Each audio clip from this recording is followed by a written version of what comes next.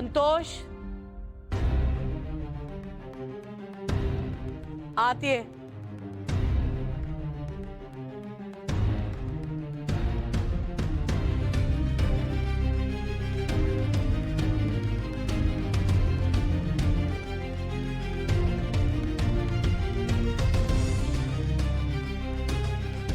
आई, बाबा, तुम्ही मला खरंच माफ केलंय ना? या घरातलं कुणीच तुला माफ नाही करू शकत. एक लक्षात ठेव, सगळ्यांनी मिळून ठरवलंय की तुला पुन्हा एक संधी द्यायची आहे, म्हणून तुला या घरात घेतलंय.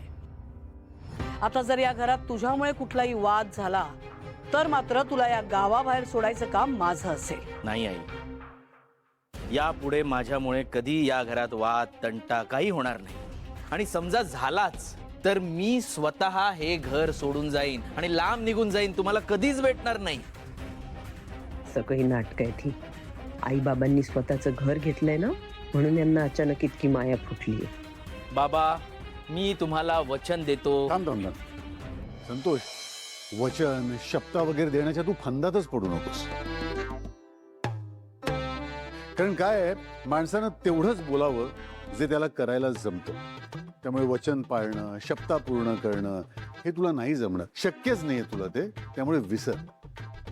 संतोष, एक लक्षात ठेव, तुझ्या आईची इच्छा आहे, कारण या घरात आपलं सगळं कुटुंब एकत्र राहावं, सुखासमाधानानं नांदावं, आणि म्हणूनच तुला या घरात राहायची परवानगी मिळते. आई, बाबांनी मला मनापासून माफ केलेलं दिसत नाही. तुम्ही तरी त्यांची मनापासून माफी मागितली आहेत का? असं वाटतंय तुम्हाला? वीणा, आता मी काय केलं की तुझा माझ्यावर विश्वास बसेल? एवढा वाईट नाहीये ग मी. बोलून नाही, आता तू सुधारलायस हे कृतीतून दाखवायचं. हा, आणि कधी विसरायचं नाही, तुला उपकार म्हणून या घरात पुन्हा घेतलंय. तू तुझ्या खोलीत जाऊ शकतोस. हा. आई, अगं गेले 2 दिवस मी काही खाल्लं नाहीये. खूप भूक लागलीये का? मला काही खायला मिळेल का? दे ना. वीणा, हाय. ए, खायला मिळेल तुम्हाला, पण त्याआधी इथे घर लावायला सगळ्यांची मदत करायची. हा, इथून आधी फॅक्टरीत जायचं, तिथे जे बोचकत सामान आहे ते सगळं इथे घेऊन यायचं आणि सगळ्यांना मदत करायची, तर जेवायला मिळेल. करेक्ट. अगं पण मला आता भूक लागली. जे वीणा सांगेल ना तेच होणार आहे. साखरेची बरणी आहे. अगं सरबतात साखरेऐवजी मीठ घालणार होतीस का? एवढंही कळत नाही. नाही, ते सो सॉरी, थोडं कन्फ्युजन झालं. आत्ताच डबे काढलेत ना. सॉरी सॉरी, चुकून झालं. इतक्या वर्षात तुझं अजूनही कन्फ्युजन गेलेलं नाहीये का सिंचना? अगं साखर आणि मीठ यातला फरकही कळत नाही तुला? ठीक आहे ना वहिनी, होतं चुकून. आणि मी काय मुद्दामून नाही केलं. आता काही लोकांना किचन मध्ये आल्यावर गोंधळल्यासारखं होतं ना. सगळ्यांना थोडी किचन मध्येच आयुष्य काढायचंय. म्हणजे मी किचन व्यतिरिक्त काहीच करत नाही असं म्हणायचंय तुला? नाही, मला तसं नव्हतं म्हणायचं. आय मीन टू से की मी जर तुमच्या हातात लॅपटॉप आणून दिला तर तुमचंही थोडं कन्फ्युजन होईल ना, की कसं ऑपरेट करायचं, काय करायचं. You will be confused. देऊन तर बघ, हुशार आहे मी. आणि तसंही जे हुशार असतात ना तेच चांगलं स्वयंपाकघर सांभाळू शकतात. कळलं? व्हॉट डू यू मीन? म्हणजे मी काय हुशार नाहीये? मी मंद आहे? मी कुठे असं म्हटलं? तू स्वतःच म्हणतेस की तू मंद आहे म्हणून. वा, आज मी म्हणेन खऱ्या अर्थाने आपलं घर तृप्त झालंय. अहो वहिनी, तुमचं आणि सिंचनाचं भांडण परत एकदा या घरात होतंय. किती दिवस झाले हे घर वाट बघत होतं. क्या बात आहे. खरं तर मी म्हणेन सिंचना तिच्या जुन्या एलिमेंट मध्ये परत आली आहे. क्या बात आहे. Yes. म्हणजे नक्की काय म्हणायचंय तुला? इथे वहिनी मला मंद म्हणतात आणि तू मला भांडकुदळ म्हणतोयस का? अरे मग काय चुकीचं आहे वहिनी?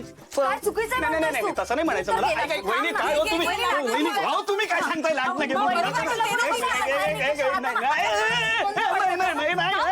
जोरात, अजून जोरात. देवा, हे घर असंच हसत खेळत नांदत राहू दे. या घरात सतत रुसण्या फुगण्याचे, हसण्याचे आवाज येत राहू देत. आई नेहमी म्हणतात वास्तू तथास्तू म्हणते. देवा, असंच तथास्तू म्हण आणि आमच्यावर असाच आशीर्वाद राहू दे रे बाबा. काय चाललंय काय तुमचं सिद्धिराज? बायकोच्याच हातावर मेहंदी काढताय ना मग हात बघा किती थरथरतोय. अरे बस काय तुझ्या सौंदर्य पुढे माझा हात काय अख्खा जीव कापतो माहिती. काही ऐक ना मी काय म्हणतो तू डोळे बंद कर का तुझ्या नावाचं इनिशियल काढतो आणि मग तू ते आरामात शोध. काही काय अरे. सिद्धिराज तुम्ही ना कधी कधी खरंच खूप लहान मुलांसारखे वागता. आपल्या लग्नाची मेहंदी आहे का ही? वागतो मी लहान मुलासारखा. बास डोळे बंद कर. अहो पण कसं? डोळे बंद बरं, कर. बरं. हा करते. डोळे बंद कर पटकन. चीटिंग अजिबात करायची नाही. नाही हा करत. नाही अजिबात नाही. हा झालं का? 2 मिनिटं थांब 2 मिनिटं थांब. एवढं काय लिहिताय? थांब.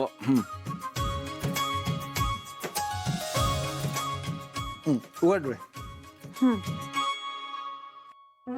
अरे बाप रे कुठे लिहिलंय नाव?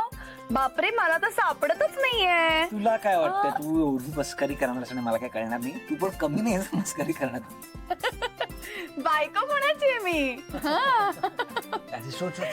भावनाताई जिग्स तुम्ही जैन सरांना बघितलं का कुठे?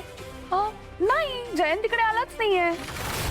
नवरा दिसत नाहीये म्हणून कोणीतरी अस्वस्थ होत आहे असं वाटतंय. जिग्स अरे काय तू पण ठीक आहे तुम्ही कंटिन्यू करा. मी परसदारी बघते त्यांना. आलेच. ए तू शोध. बापरे मला सापडतच नाहीये पण मी कुठे नाही तरी शोधावं तर लागेल. हो शोधते नीट शोध. बापरे कुठे बरं नाव?